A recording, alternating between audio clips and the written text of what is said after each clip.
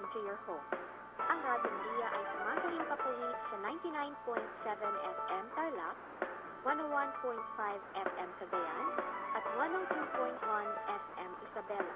Ang Radyo Maria ay kasapi ng World Family of Radio Maria, Catholic Media Network, at kapisanan ng mga broadcasters sa Pilipinas.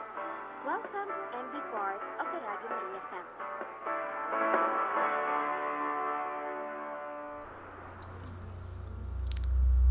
Inihahandog ng Radyo Maria at ng Commission on Youth ng Diocese ng San Jose Nueva Ecija ang programang Yukat on Air.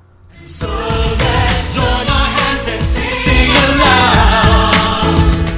Let's show the world, let's show them how that the only way to make the world as one is to follow the way of love. Maligayang pakikinig po sa inyong lahat. Ito po ang programang Yukat on Air na sumasahing papawid mula dito sa Commission on Social Communications ng Diocese of San Jose de Nueva Ecija. At inyo pong napakikinggan live sa 99.7 FM Tarlac, 101.5 FM Cagayan at 102.1 FM Isabela. Tayo rin po ay napapanood via live streaming sa www.dioceseofsanjosene.com at syempre sa ating Facebook account ng ating programa. I-type nyo lang po ang www.facebook.com/groups/Yukat Study Group. At pwede nyo rin pong bisitahin ang live streaming din po sa ustream.tv/channel/Yukat Study Group. Ito po si Kuya Richard, ang muli na namang makakasama sa isang oras na talakayan ng katisismo ng mga kabataan ngayong oras na ito. At syempre, hindi man natin kasama ngayon si Kuya Jomar sa ating kwentuhan, ay may kasama naman tayong tatlong nagagwapuhan na mga kabataan, no? Kagaya ko, no, na makakasama natin sa isang oras na kwentuhan tungkol po sa katisismo. At hayaan ko pong sila ang magpakilala ng kanilang mga sarili para mas totoo. Baka kasi iba yung maipakilala ko eh. O sige, unahan na natin ng una nating panauhin ngayon. Ako nga po pala si Kuya John, nag-aaral po sa Don Bosco Training Center, San Jose. 18 years old, nakatira sa Santo Niño First, San Jose City. Si Kuya John. Ayan, si Kuya John ay estudyante ng Don Bosco Technical Institute dito sa San Jose. Ayan, salamat Kuya John. At yung susunod nating panauhin. Ako naman po si Kuya Mark, nag-aaral po sa Don Bosco Training Center. 20 years old, taga Karanglan po. Taga Karanglan naman. Napakalapit, ano? Okay. Sa Karanglan. Walking distance. Walking distance. At syempre, muling nagbabalik, Kuya Michael, na instructor ng Don Bosco Training Center. Si Kuya Michael ay naging guest na rin dito sa ating programa. Kasama yata si Kuya Jomar. Kasama si Kuya Jomar tama. week. Last week lang. Tama. So si Kuya Michael, si Kuya Mark, at si Kuya John. So nagpapasalamat tayo kay Lord kasi may makabataan na naman ang makakasama at maririnig ninyo na magkukwento ng kanilang mga personal na kwento, personal na pangunawa doon sa buhay pananampalataya nila. So bago po tayo tuluyang magpatuloy sa ating programa, tayo po muna ay mananalangin. At inaanyayahan ko po kayo na samahan ako sa pananalangin.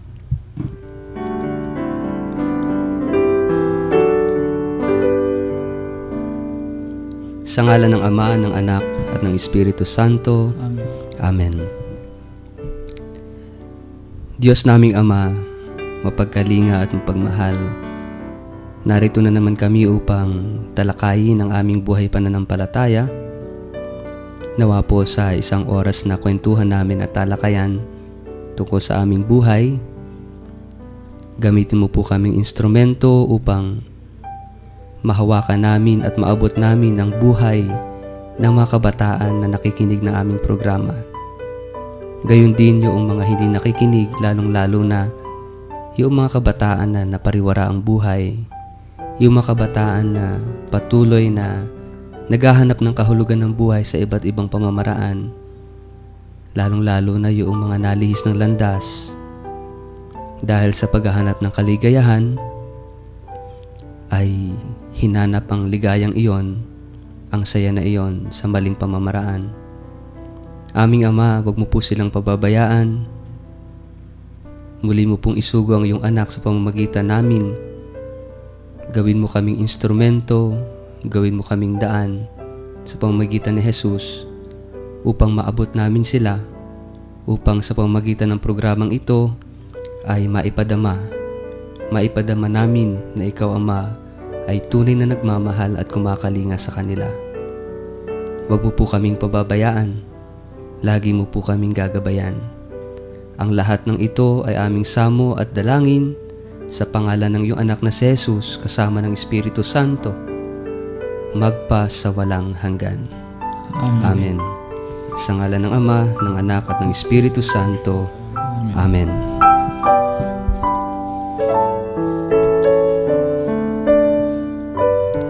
So magandang gabi pong muli sa inyong lahat. Kayo po ay live na nakikinig sa programang UCAT On Air. Ito po ay isang oras na talakayan, kwentuhan tungkol sa katisismo ng mga kabataan o yung tinatawag na UCAT or Youth Catechism. At kasama nga po natin ngayong oras na ito si Kuya John, si Kuya Mark at si Kuya Michael na magkukwento mamaya ng kanilang personal na karanasan tungkol sa kanilang buhay pananampalataya.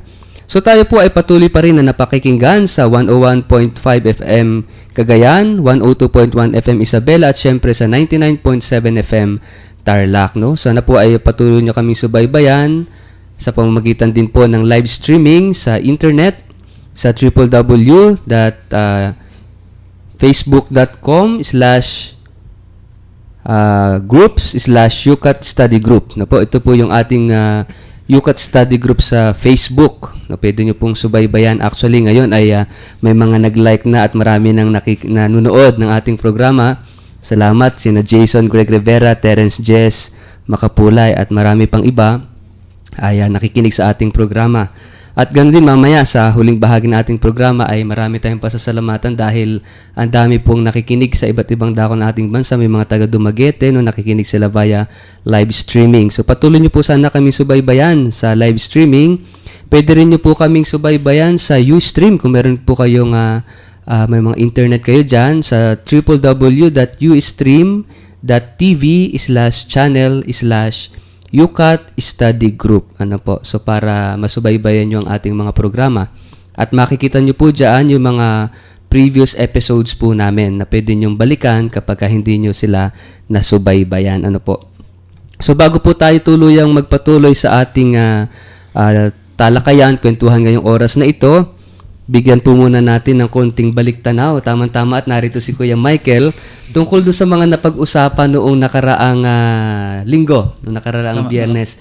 Pwede mo ba kaming bigyan, Kuya Michael, ng kaunting pagbabalik-tanaw kung ano yung naalala mo tungkol doon sa pinag-usapan niyo sa UCAT question number 25, no? Okay.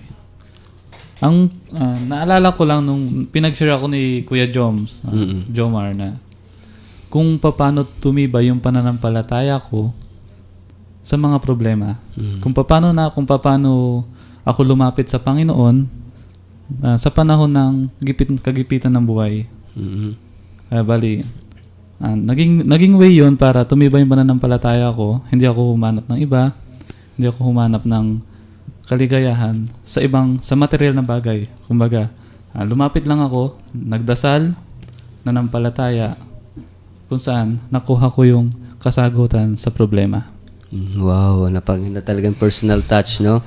Yung buhay pananampalataya. Kasi yung UCAT question number 25 ay tumutukoy doon sa tanong na why does the faith require definitions and formulas, no? At ang sagot dito sa ating UCAT question ay sabi rito, faith is not about empty words but about reality. Kaya nga naikwento ni Kuya Michael yung tungkol sa kanyang personal na buhay, tungkol sa kanyang buhay pananampalataya. Kasi pag sinabi rito sa katisismo natin, ang pananampalataya ay hindi empty words, mga salita na wala namang kahulugan, walang saysay, no? Kundi it's about reality. Ito'y katotohanan, isang katunayan na nararanasan natin. Hindi siya lumulutang, di ba? Tama. Hindi siya, yung pananampalataya hindi lumulutang sa ere. Yung pananampalataya hindi lang nasa isip natin na tayong ginagawa. Ngayon, mayroong grupo sa Facebook, yung pinag-aaway-aaway yung iba't ibang sekta, Katoliko versus sa ganitong sekta, Katoliko versus sa ganong sekta. Nung una, nag-i-enjoy ako magbasa pero later on, sabi ko, parang hindi ko na gusto kasi nagmumurahan na. Sabi ko, ano ba yung pananampalataya? Ito ba ay para itong isang subject matter sa eskwelahan na pinagdidebatihan, no?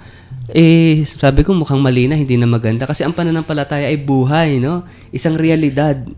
No? Kaya kinakailangan, magandang mas makita nating na ipagtatanggol natin yung pananampalataya natin sa pamamagitan ng pagsasabuhay nito.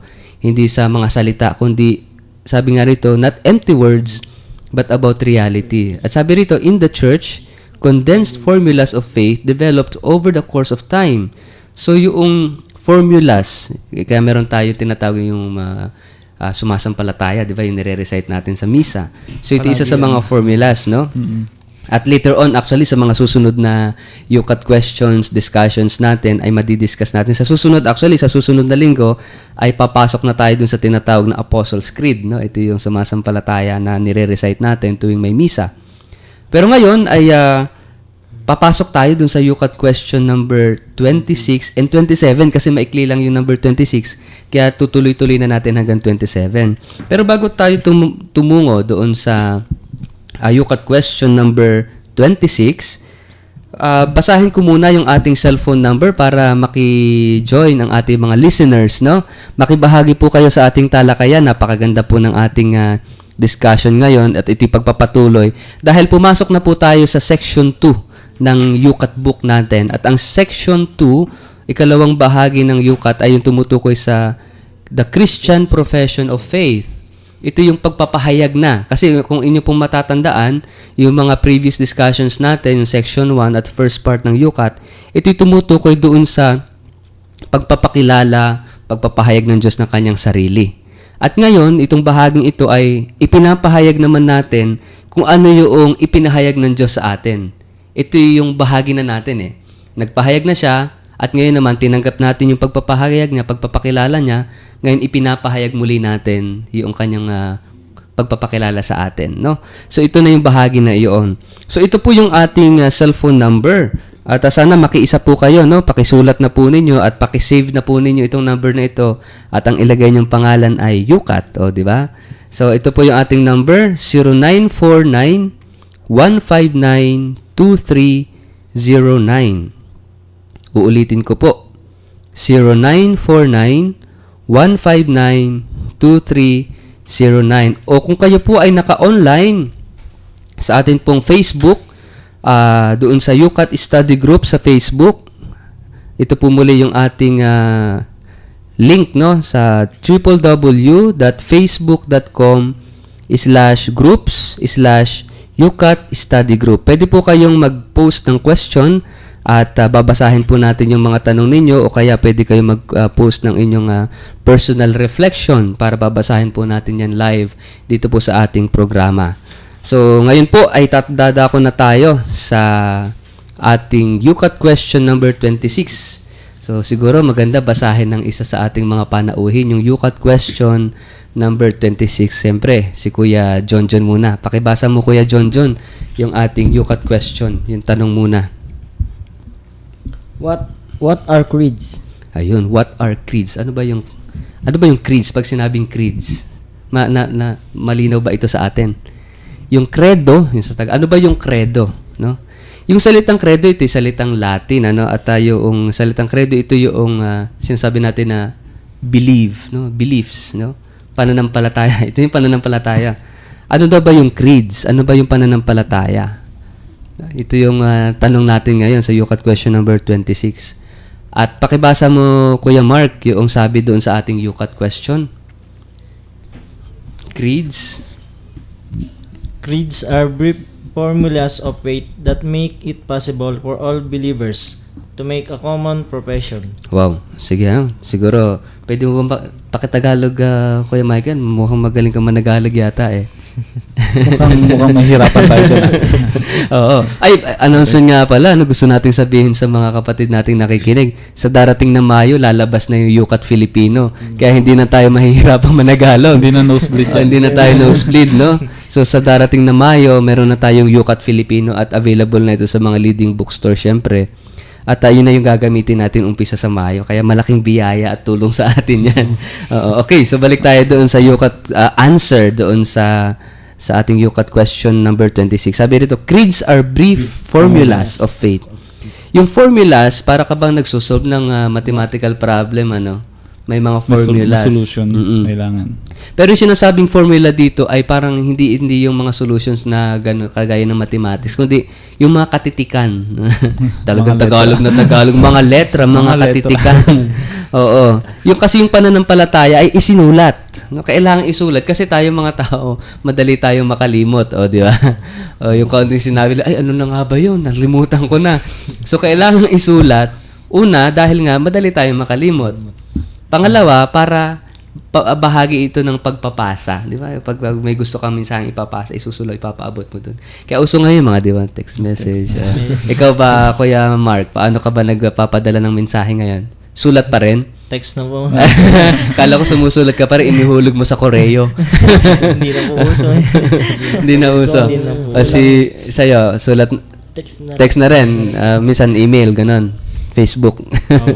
Di ba, napakadali na ng communications ngayon no? Isang send lang, tapos na. Oo, kapag nga, napakabilis. Noon imagine, napakatagal.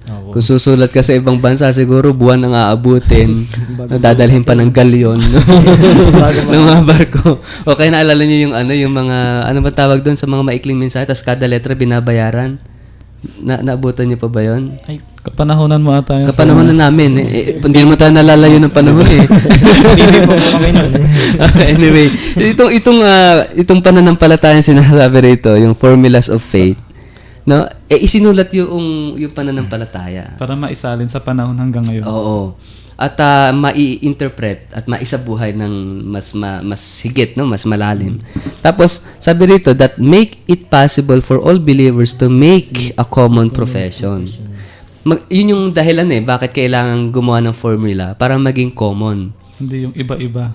Yes. Ang mahalaga kasi rito yung unity in faith, yung pagiging isa natin sa pananampalataya. Kasi imagine, kung may kanya-kanya tayong interpretasyon, o halimbawa, kanya-kanya tayong pagkilala sa Diyos, wala namang masama doon Kaya lang, kung meron tayo kanya-kanyang paniniwala, pananampalataya at pagkilala sa Diyos, ay baka yung pagkilala ni Kuya John, ni Kuya Mark, ni Kuya Mike, at yung pagkilala ko rin, ay baka magkakaiba. Pareho tayo naniniwala, pero magkakaiba. So, 4 na paniniwala at 4 na pagkilala. Wala namang masama doon, pero ang mahalaga, ano yung common doon sa paniniwala na yan, no? Ano yung common doon sa pananampalataya na yan? Kaya yun ang sinulat yun ang mga formula na sinulat. Oo. At yun ay pinag-isa, no? Kaya nagkaroon, ito yung, parang nga, ang layon nito, mapag-isa tayo sa pananampalataya. Kasi ito yung katangian ng pagiging natin, di ba? Simbahan natin. Kaya tinawag tayo ng Catholic Church, no? Katoliko, universal. Pero may iba pang pagkilala ang simbahan, yung tinatawag na one, Holy Catholic, and Apostolic Church, di ba? Yung pagiging one church, ibig sabihin, we are united in one, iisang pananampalataya, one creed ang tawag doon one faith, no? Ito sinasabi ni St. Paul na one faith, one baptism, one Christ, one Lord of all, di ba? May kanta yan, one bread, one body, Kung one matanda Lord talaga of all. Hindi naman. Hindi mo alam yung one bread, one body? Kinakanta sa misa yan. Hindi siguro kayo nagsisimba. Iba na ba yung kanta? Binago na. Binago na ba? Hindi ako updated. Paki-update. So, ano yung sinasabi? Pakibasa mo, Kuya Mike. Ano sinasabing papagpaliwanag dito sa ating yukat? Brief formulas of this kind can be found already in the letters of St. Paul. The early Christians' Apostles' Creed has a special dignity because it is thought to be a summary of the faith of the apostles. Okay, doon muna tayo. Sabi rito, brief formulas. Brief, ibig sabihin, mga maikling mga formularies, mga maikling katitikan, pero nagpapahayag na ng pananampalataya, no? Sabi rito, of this kind can be found already in the letters of St. Paul. Makikita na sa atin sa mga sulat ni San Pablo Apostol. Halimbawa, sinasabi ni San Pablo, binabati ko kayo. Even yung mga greetings si St. Paul, Di ba? Praise be God, the Father of our Lord Jesus Christ. Ganun yung mga great. May formula siyang sinusunod. Kapag kasi yung mga sulat niya, halimbawa sa taga-Roma, susulat siya sa taga-Corinto, sa taga-Thessalonica, taga-Colosas, no? Mayroon siyang certain formula, parang pattern, ay malalaman mong, ay, si Pablo yan sumusulat na yun. Kasi, alam mo na yung style niya eh. Ang style niya, yung greetings niya agad, sasabihin niya, praise be God, the Father of our Lord Jesus Christ. No? Laging Father agad, tapos kasunod si Jesus Christ, no? The Father of mercies and the God of all consolations, like that. Yung ganun yung formula niya. Kaya, lahat ng sulat ni San Pablo, makikita mo the same pattern. Iyon yung sinasabing formula. Doon pa lang sa maikling formulas na yon, maikli, para bang sumulat ka ng love letter, na pag may nakarating kay Kuya Mike yung halimbawa sa Don Bosco, may mga nagsusunulatan kayo. Tapos nakarating sa ibang kamay yung sulat. Tapos binasa ni Kuya Mike, yung pagbasa niya, ay, alam ko na agad ang sumulat nito. Alam ko kung sino to. Sa una pa lang. Alam po. Kasi may style. May certain formula na sinusunod. At ganun yung ginawa ni San Pablo. Makikita natin. Sa greetings pa lang niya, sabi niya, praise be God the Father. Makita natin God the Father. No? Of our Lord Jesus Christ. So doon pa lang, makita natin, merong God the Father at merong si Jesus Christ. God, Father of Jesus Christ, tatay ni Jesus, no? At alam na, bahagi ng pananampalataya natin yon. Gusto ko idagdag, Kuya Mike? Wala naman. Nakikinig ako sa'yo.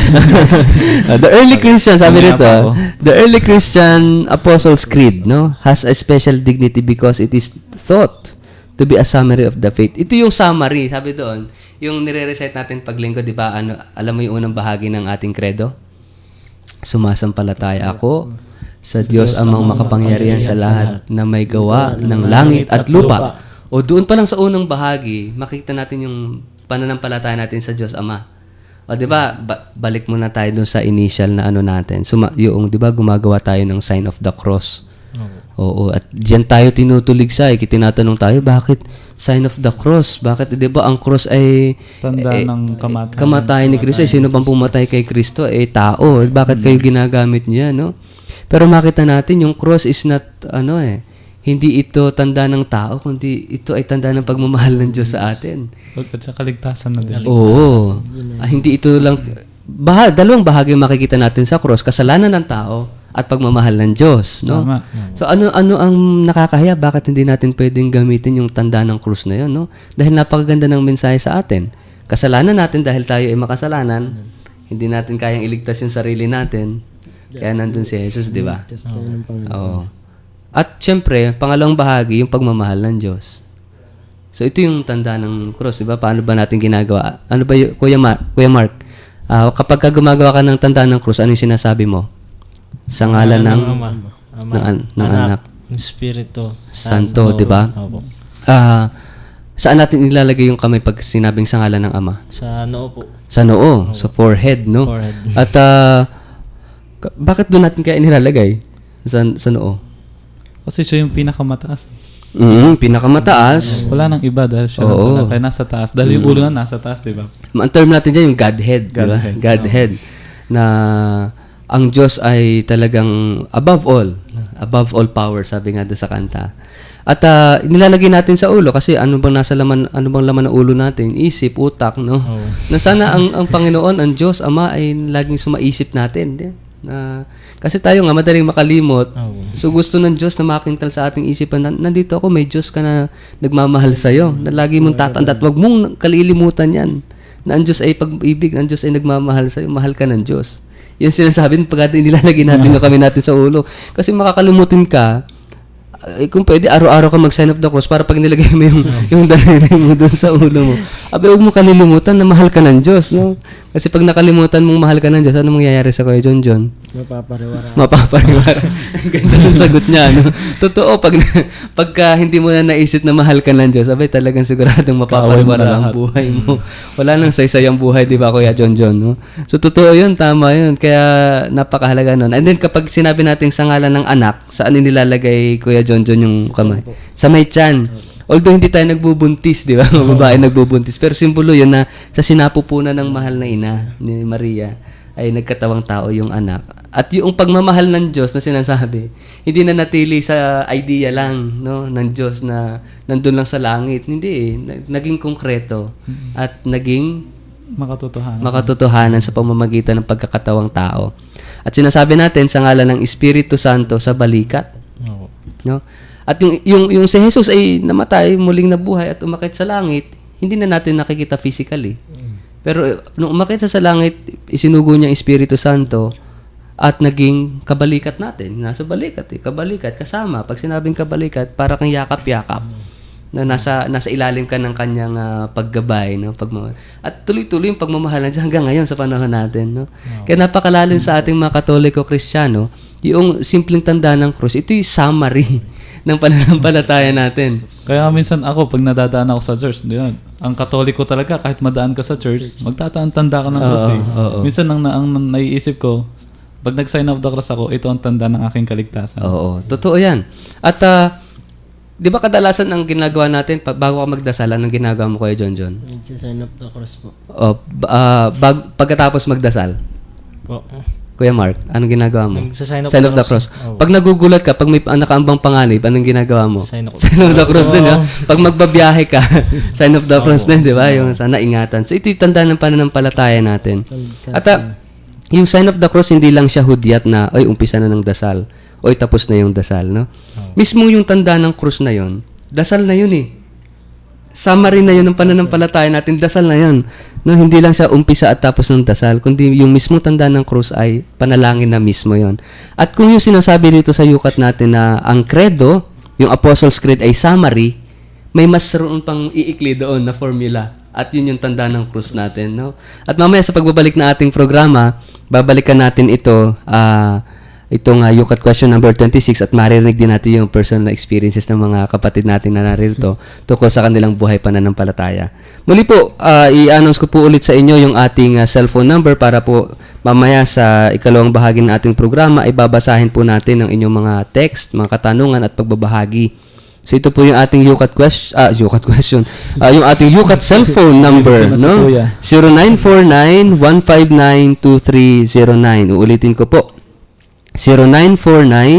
0949-159-2309. So, wag po kayong aalis, wag kayong lilipat ng istasyon. Magbabalik din kaagad ang ating programang Yukat on Air.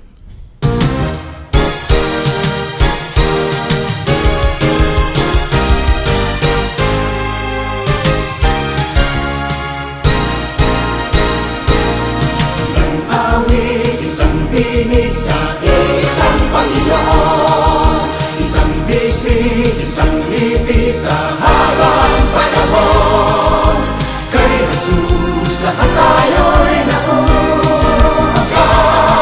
Kahit saan pamagsanga, kahit saan mang lupa.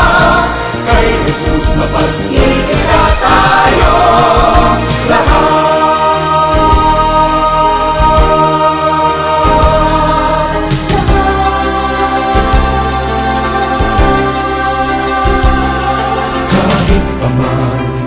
Ibang dalangin, inirinig ng iisang Diyos natin. Kahit paman sa limong pangitain, natatami ang pinagbibitagan natin. Kahit paman sa sari-saring awit, pinapurihan ng isang langit. Kahit paman sa bilang ng salita, Sa isang Diyos sumasamba. Halina sa banal na tahanan. May isang dalangin, pagsama sa Diyos natin. May isang pag-ibig, si Kristo'y purihin. Isang awit, isang tinig sa isang Panginoon. Isang bisig, isang lipis sa habang panahon. Kay Jesus lahat tayo'y nauugat. Kahit saan pamagsanga,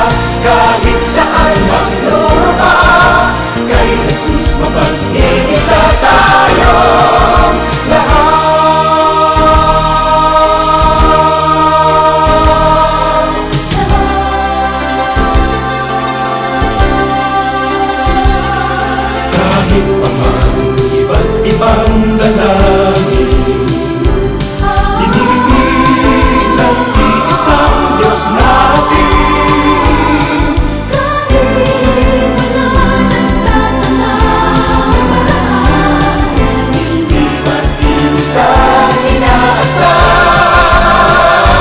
halina sa banal niyang tahanan. May iisang dalangin pagsama sa Diyos natin. May iisang awitin, si Kristo'y purihin. Isang awit, isang tinig sa isang Panginoon. Isang bisig, isang libis sa habang panahon. Kay Jesus lahat tayo'y nauugat. Kahit saan pa magsanga, kahit saan mang lupa, kay Jesus mapag-iisa tayo lahat.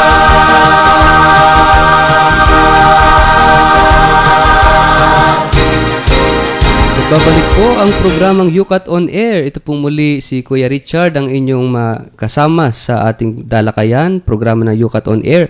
At kasama pa rin natin ang ating mga nagagwapuhang panauhin, kagaya ko. si Kuya John, si Kuya Mark, at si Kuya Mike, no? Talagang na pangalan pa lang, napaka-religious na, no? Si John, Gospel of John, no? John the Baptist, no? John the Evangelist. Tapos si Mark, ay evangelist din. Tapos Michael, no? Saint Michael. Hindi, na iba. Angel Michael naman. Archangel. Pero ako ang pinakamaganda pangalan na, di ba? Richard. Yup. Okay. Ayun po. So, may nagre-react dun sa labas. Ay, hindi makapaniwala. Opo. Saint Richard. Kilala mo napakaraming Saint Richard. Okay. So, kanina po pinag-usapan po natin sa ating talakayan yung Yukat question number 26. Sabi nga po natin na itong pananampalatayang ito ay isinulat, binigyan ng isang ng formula, maikling formula, at itong mga formulas na ito ay pinagsama-sama hanggang sa makabuo ng tinatawag na Apostles' Creed, no? Kagaya ni sinabi natin, sumasampalataya sa Diyos Ama. Yung ano ba yung pananampalataya sa Diyos Ama? So ang Diyos Ama ay lumikha ng lahat, no? Ang Diyos Ama ay siyang pinagmulan ng lahat. At yung pangalawang bahagi doon sa credo, ano yon? Pagsampalataya naman kay Kristo, na siyang Diyos anak, no? At itong Kristo na ito, itong Jesus na ito ay nagkatawang tao, ipinanganak ni Santa Mariang Birhen, 'di ba? Sabi ron nagpakasakit kay Poncio Pilato, pinako sa krus, namatay, inilibing, 'di ba? Tapos pumunta sa mga yumao, tapos nabuhay ng ikatlong araw at naluklok sa kanan ng Ama. So ito yung mga formulas, ito yung mga maikling formulas na pinagsama-sama nila hanggang sa nabuo. Tapos yung bandang huli, yung pagsampalataya sa Espiritu Santo, sa simbahang katolika, sa kasamahan ng mga banal, kapatawaran ng kasalanan, pag-abuhay ng magmuli ng matay na tao, at sa buhay na walang hanggan. So ito yung Apostles' Creed, no? At yung isa pang, meron pang isang formula na nakakatuwa, magmula noong Year of Faith. Tandaan nyo kailan ba yung Year of Faith? Last year. Ngayon ay year of what? Alam niyo ba? Ngayong taong ito ay year of new evangelization at year of the laity sa ating bansa, no? At mula nung year of faith, napansin niyo ba ni-recite na sa mga simbahan yung Nicene Creed, yung mahaba? Hindi niyo napansin yun? Hindi ko pa napapansin yun. Hindi niyo napapansin yun. Siguro doon sa mga nasisimbahan niyo ay Apostles' Creed pa rin ang ginagawa. Kasi meron pang isang formula na tinatawag na Nicene Creed. Itong Nicene Creed ay nabuo noong Council of Nicaea nung nagkatipon-tipon ang mga obispo, no, sa buong simbahan sa Nicaea. At sa Constantinople, ito yung Constantinople kasi ngayon ay bansang Turkey na itong Constantinople. So nagkatipon-tipon yung mga obispo at muling binisita, tiningnan yung pananampalataya. At ito yung nabuo, yung tinatawag na Nicene Constantinopolitan Creed, no? Ito yung nire-recite din natin na tungkol. Ito pa rin ay summary ng ating pananampalataya. Anyway, napakahalaga ng buhay pananampalataya. Ito yung sinasabi sa atin, no? At yung ultimong pag-aantanda natin, pag sign of the cross natin, ito yung summary ng pananampalataya natin. Kaya mahalaga na sa ating mga Katoliko, malinaw sa atin ba't natin ginagawa. Kasi minsan, ito yung hindi maganda.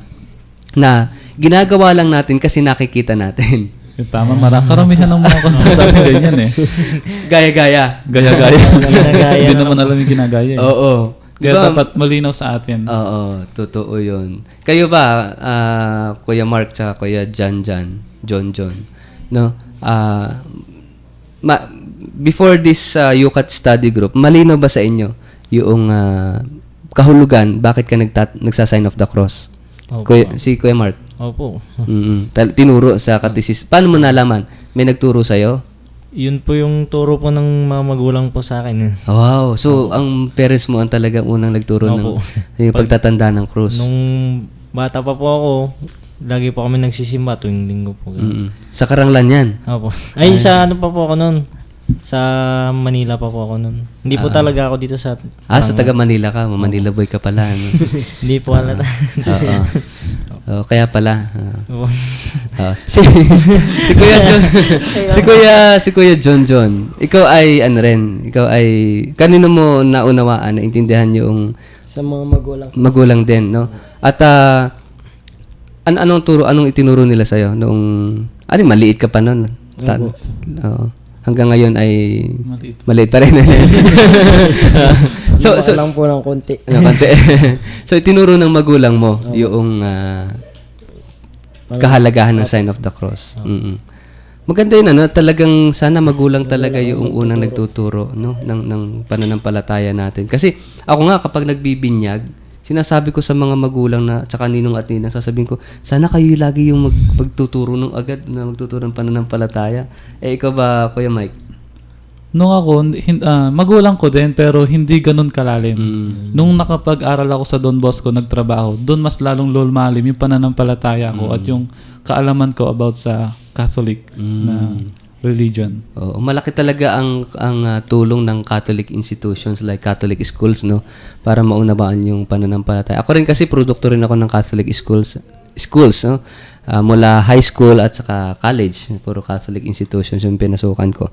Kaya naging malinaw sa akin din, no. At actually, elementary pa lang malinaw na sa akin yung kahulugan ng sign of the cross. Alam niyo kung bakit? Gawa ng katekista. Kasi may mga katekista ng public school ako nag-aaral ng elementary, pero may mga katekista na nagtuturo at nag-uumpisa talaga lagi sa sign of the cross. At hindi ko makakalimutan yung paliwanag nila tungkol dyan. Kasi sabi ko napakalaking tulong ng mga katekista sa paghubog ng pananampalataya natin, no? So siguro dako tayo dun sa mga mga kwentong buhay tayo ng konkretong karanasan ng buhay pananampalataya. So naumpisahan na rin lang ni Kuya Mark na yung pananampalataya ay tinuro ng mga magulang. Ngayon siguro tanungin kita, yung sa personal na karanasan mo sa buhay, meron na bang dumating sa punto ng buhay mo na itong pananampalataya mo sa Diyos ay para bang na-shake? Na nilindol, na alog, o parang lumabo? No? Oo. Nung hindi po ako nagpag-aral nun, huminto po kasi ako nun. Tapos yun po, na hikayat po ng barkada, kung saan-saan po, ganun. Nalayo po, hindi po nakapagsimba. Tapos, yun po, sabi ko minsan po na na lang po ako, napag-isip-isip na lang po ako. Nagdasal po ako. Minsan ko lang pong ginawa namin. Sabi ko po, bigyan nyo naman po ako ng isa pang pagkakataon kung yung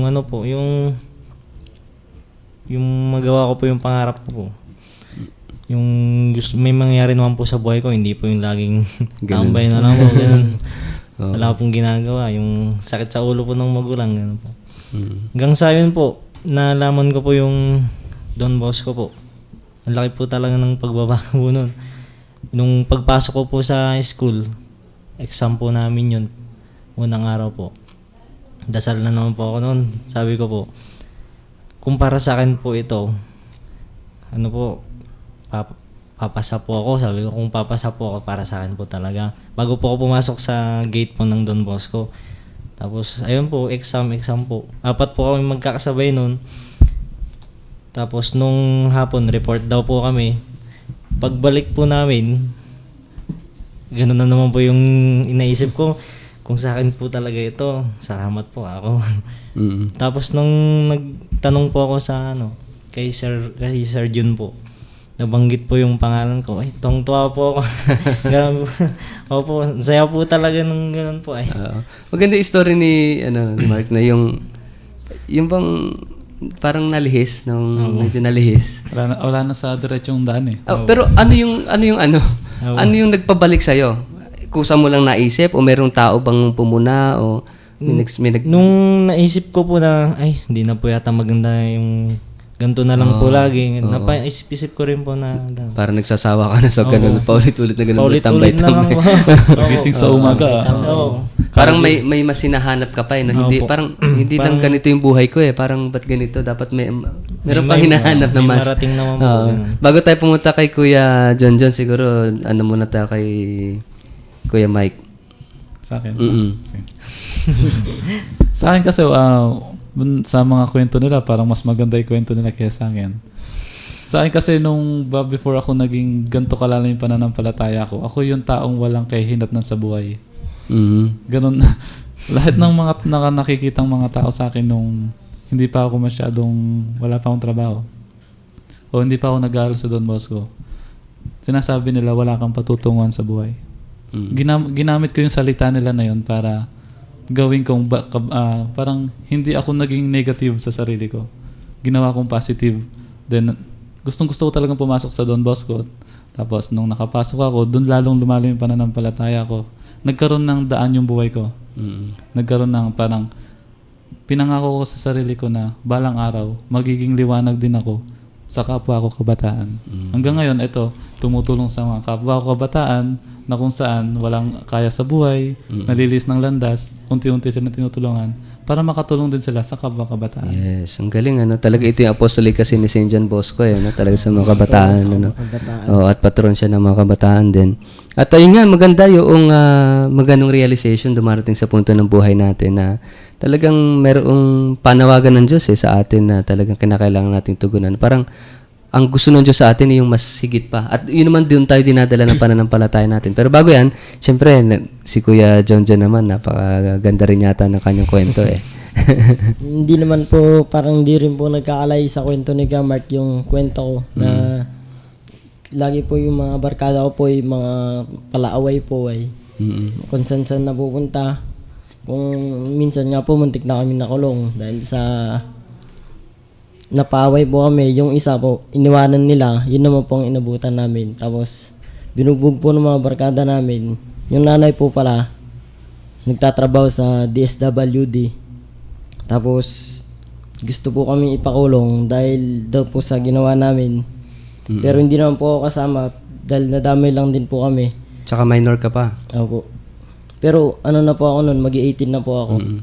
Tapos pinagbayad na lang po kami. Tapos, nung ano pa po yun, hindi pa po natigil. Tapos, kada magtatrabaho na lang po kami yun, puro inom na lang po, gabi-gabi. Halos dire-diretso isang buwan na inom lang po ginagawa namin, gabi-gabi. Pagkatapos namin magtrabaho, inom. Tapos po nung sinabi po sa akin ng mga magulang ko na mag-aaral na lang daw po ako sa Don Bosco. Nung nakapasok po ako sa Don Bosco, marami pong nagbago sa buhay ko. Nawala na po lahat ng bisyo. Pati po yung paninigarilyo, minsan ko na rin pong gustong subukan pero naisip ko po, wala naman pong maitutulong sa akin maganda yun. Magkakaroon lang po ako ng sakit. Oo. Tapos mapapaaga po yung buhay ko. Ganun po. Mukhang ang laki nagbago kasi hindi na siya mukhang manginginom at saka mukhang naninigarilyo. O, di ba? Hindi ko nga lubos maisip na umiinom to eh. Kasi Natanggal na po eh. natanggal na. Pumasok ako sa Don Bosco, wala na po Ayun, talaga talagang lahat ng bisyo. napakalaking tulong sa inyo ng Don Bosco, no? At maraming mga Catholic institutions, no? Maraming sana maging Katoliko o hindi na nakikinig na ating programa, no? Sana tingnan natin yung mga institusyon, no? Eskwelahan, grupo, no? Na talagang makakatulong sa atin, no? Kasi usually, yung mga ganyan na lumilis ng landas, actually, isa lang naman ang hinahanap nating lahat eh. Maging masaya sa buhay. Kaya lang minsan nalilihis talaga yung sa pagsusumikap natin na paghahanap ng kasiyahan ay talagang minsan namamali ng pamamaraan ng paghahanap. Lagi nga sinasabi sa amin na huwag kang matakot na maiba. Dahil alam ng mga Bosco niya yung pulis. Dahil kapag ka natakot kang maiba, katulad ka rin ng kaibigan mong kasama sa masama. Okay. Oo, totoo yan, no? Isang salita, sino ang Diyos? Doon sa mga karanasan ninyong ganyan, yung pagkakilala niyo sa Diyos, no? Isang salita lang, si Kuya Mike. Sino ang Diyos? Oo, para sa'yo. Para sa akin, ang Diyos talaga, siya lang yung kaya mong iwan lahat eh.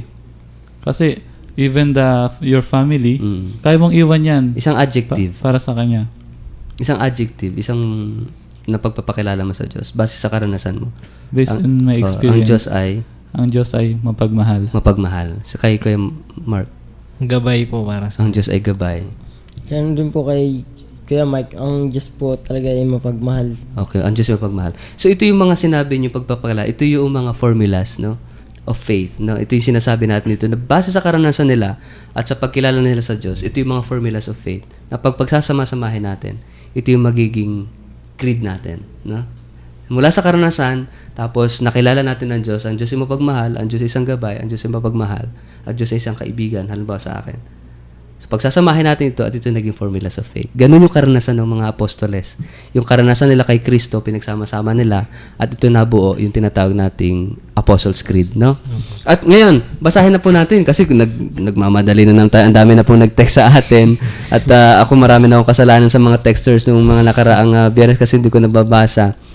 Basahin ko lang po yung mga text natin.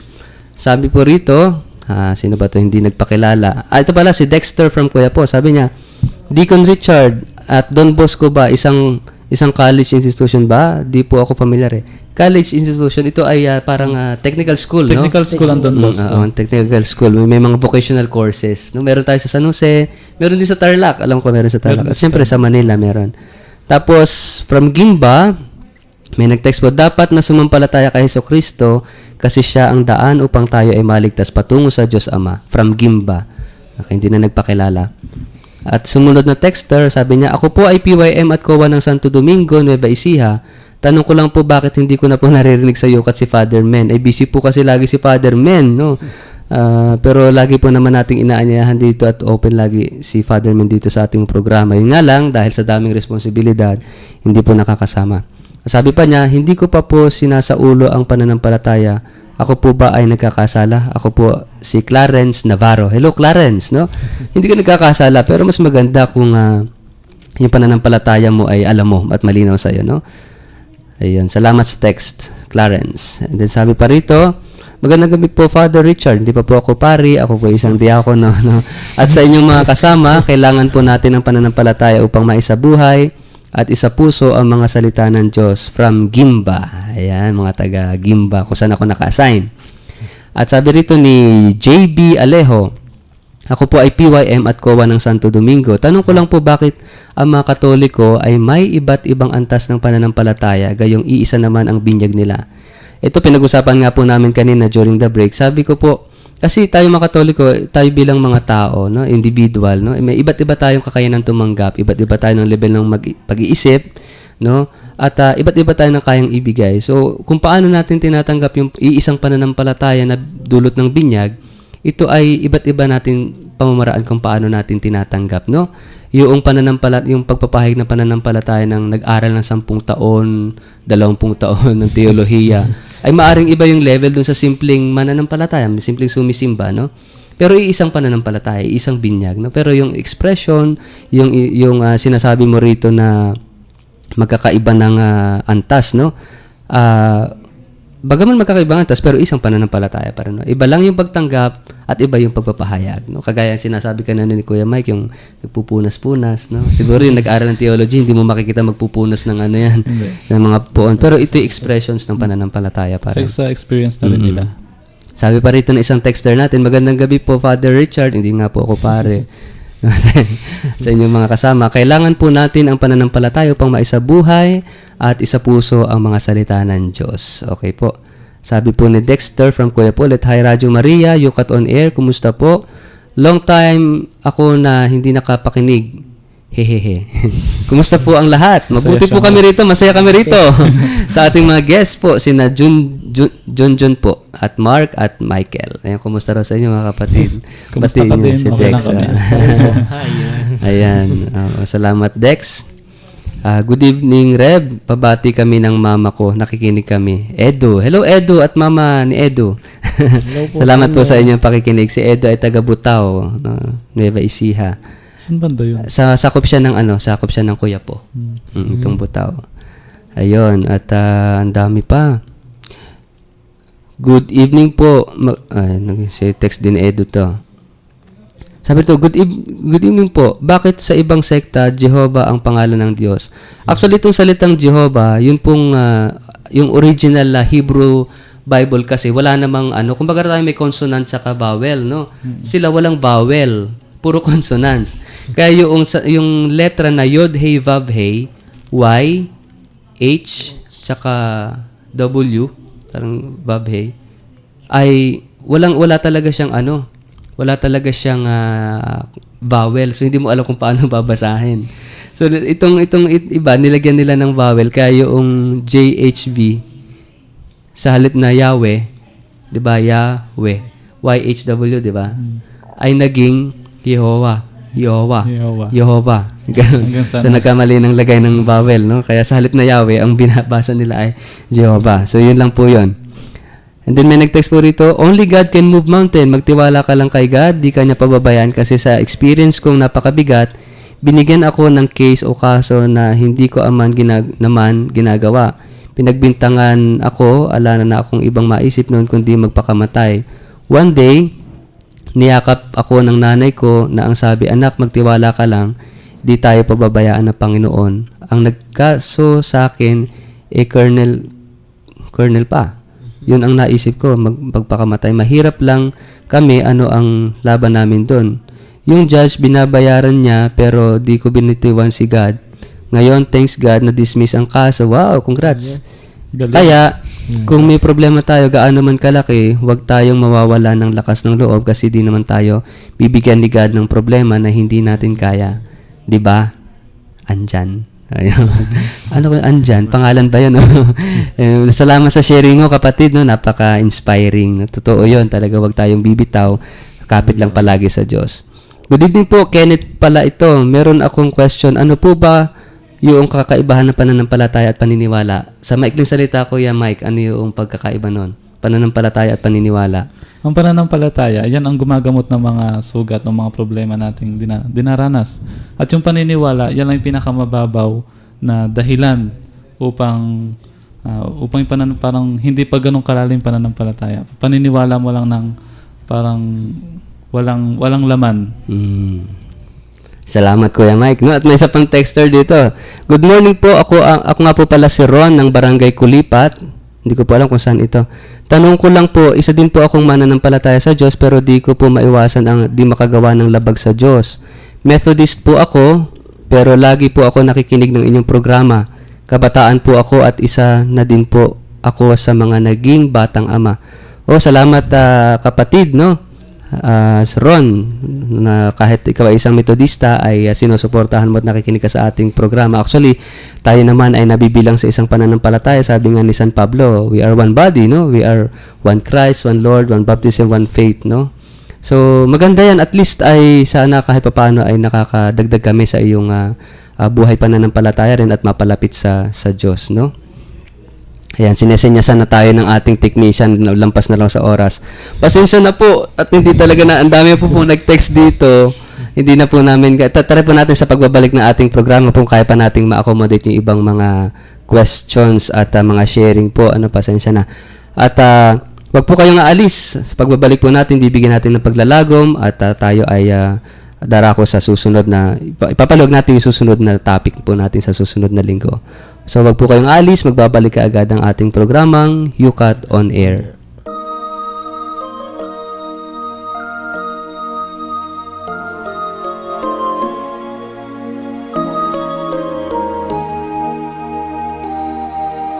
Ako'y umaawit noon, ngunit hindi para sa'yo, Panginoon, pagkat di ko alam kung anong kahulugan. Sa'kin man di walang kabuluhan. Ngayon ang musikang hatid nagmumula sa puso ko itong awit. Papuri ko'y sa'yo pagkat tinubos ako. Kaya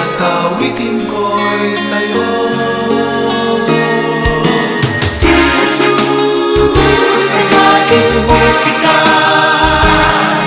nagbibigay sigla sa bawat titig at nota. Si Jesus ang aking musika, sa akin nagsasaan ng bawat awitin, na si Kristo'y buhay sa akin.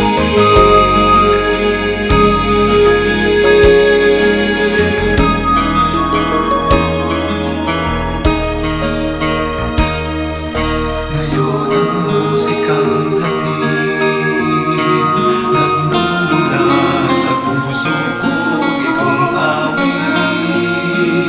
Papuri ko'y sa'yo, pagkat tinubos ako. Kaya't awitin ko'y sa'yo. Si Jesus ang aking musika, nagbibigay sigla sa bawat titig at nota. Si Jesus ang aking musika, sa akin nagsasaan ng bawat awitin, na si Kristo'y buhay sa akin. Si Jesus ang aking musika, nagbibigay sigla sa bawat titig at nota. Si Jesus ang aking musika, sa akin nagsasaan ng bawat awitin, na si Kristo'y buhay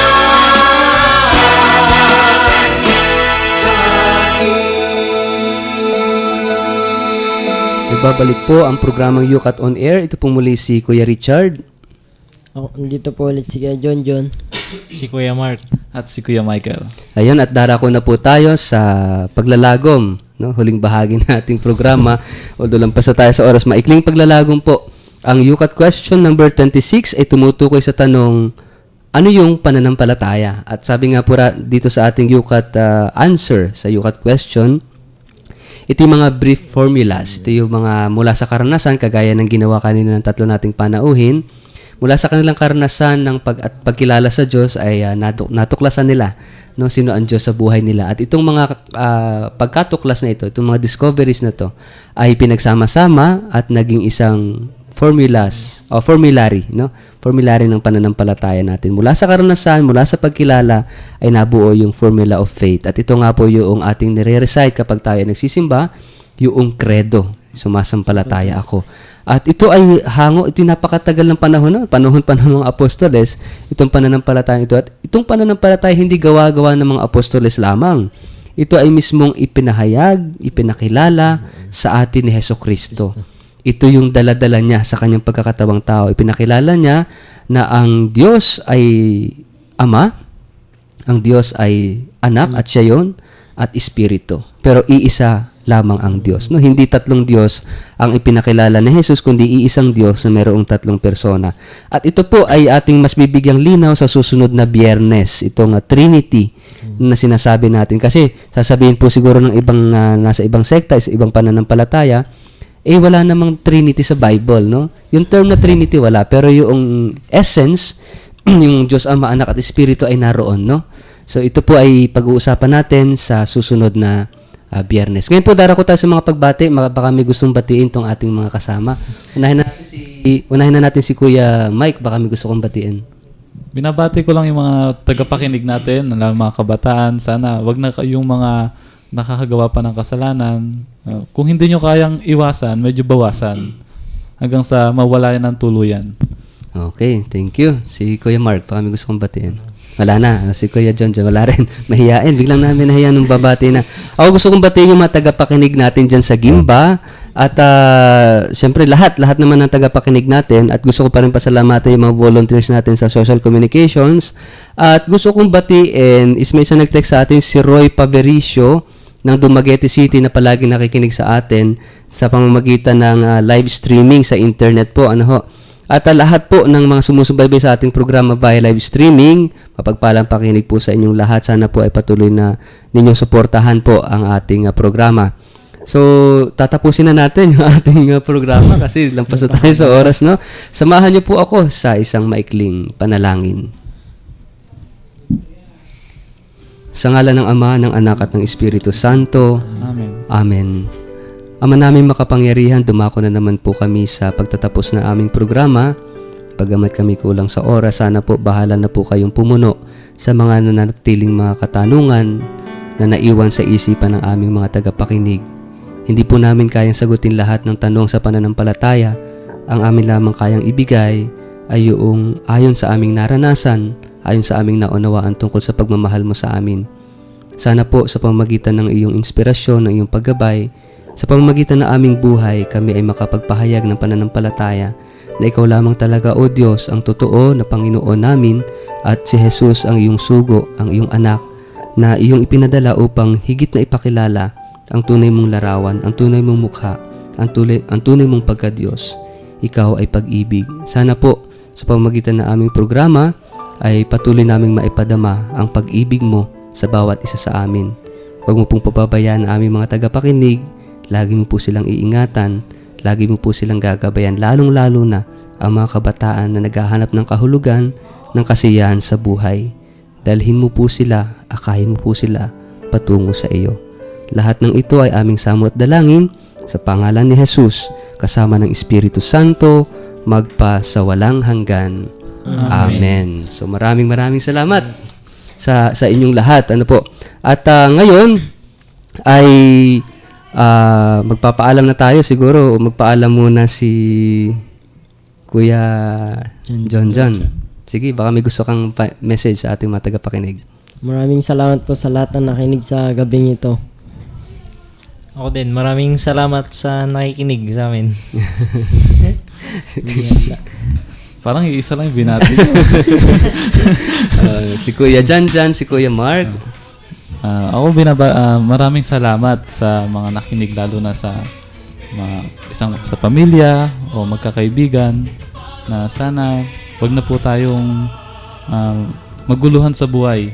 Hanapin natin yung tunay na kaligayahan sa simbahan, lalong-lalo na ang kaligayahan natin kay Jesus. Amen. At sumayin niyo ang Panginoon.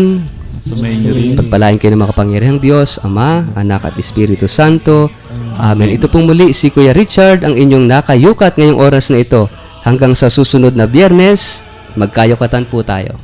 Take the journey